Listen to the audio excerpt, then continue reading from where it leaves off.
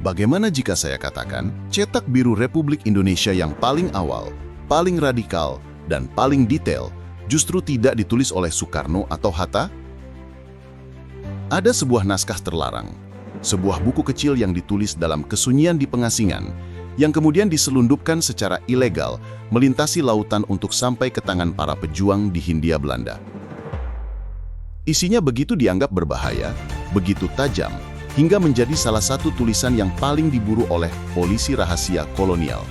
Naskah ini adalah sebuah diagnosis, sebuah ramalan, dan sebuah peta jalan menuju kemerdekaan yang 100% merdeka, ditulis oleh seorang buron politik paling jenius yang pernah kita miliki, Ibrahim Datuk Tan Malaka.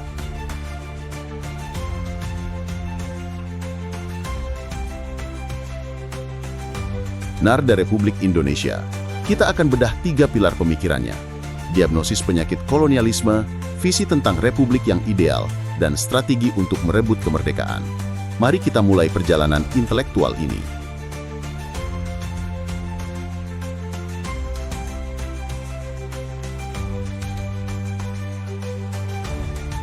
Sebelum menawarkan obat, seorang dokter harus terlebih dahulu mendiagnosis penyakitnya dengan akurat.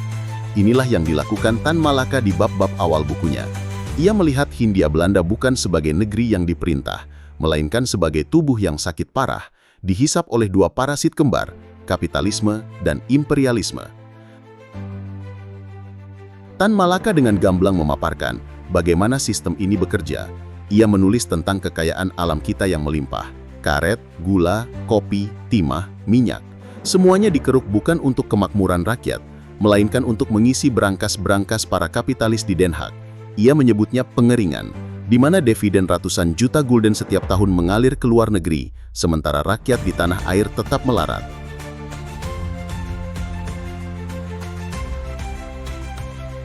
Menurut Tan Malaka, ini bukan sekedar penjajahan biasa. Ini adalah sebuah sistem yang sengaja dirancang untuk menghancurkan potensi bangsa. Industri kecil dan perdagangan nasional pribum dimatikan secara sistematis. Tujuannya? Agar tidak ada borjuasi nasional yang kuat yang bisa menjadi saingan atau penawar politik bagi Belanda. Akibatnya, rakyat Indonesia, dari petani hingga kaum terpelajar, tidak memiliki apa-apa untuk dipertaruhkan selain belenggu budak mereka. Inilah krisis yang ia identifikasi. Krisis di Indonesia bukanlah sekedar krisis politik seperti di Mesir atau India pada saat itu, melainkan krisis ekonomi yang fundamental. Karena itu, solusi yang ditawarkan pun tidak bisa sekedar konsesi politik atau menambah kursi di Volksraad, yang ia sebut sebagai warung kopi orang-orang kuat. Obatnya haruslah sebuah perubahan total, sebuah republik.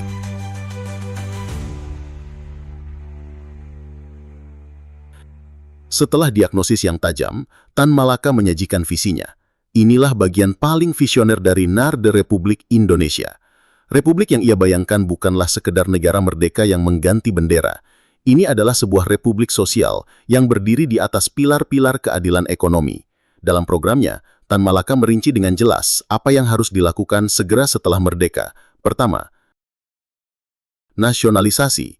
Semua aset vital, tambang, perkebunan besar, pabrik, bank, dan perusahaan transportasi harus diambil alih oleh negara. Laba yang selama ini mengalir ke kantong lintah darat Belanda harus digunakan untuk membangun industri nasional seperti tekstil dan perkapalan, serta mensejahterakan rakyat. Kedua, keadilan agraria. Sisa-sisa feodalisme dan tanah partikulir harus dihapuskan. Tanah-tanah yang tidak ditanami harus dibagikan kepada petani miskin, lengkap dengan bantuan modal dan alat dari negara. Ketiga, kesejahteraan sosial dan pendidikan. Ia menuntut kerja 7 jam, gaji minimum dan hak mogok bagi buruh. Yang paling fundamental, ia mengusulkan wajib belajar gratis hingga usia 17 tahun dengan bahasa Indonesia sebagai bahasa pengantar. Ia sadar, tanpa pendidikan, sebuah bangsa tidak akan pernah benar-benar bangkit. Penting untuk dicatat, Tan Malaka bukanlah seorang dogmatis.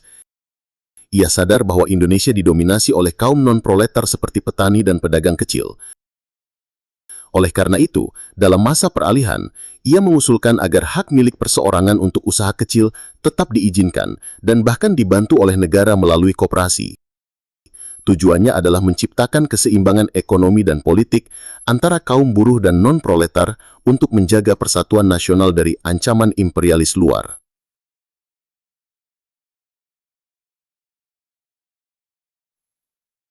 Visi yang hebat tidak ada artinya tanpa strategi untuk mencapainya.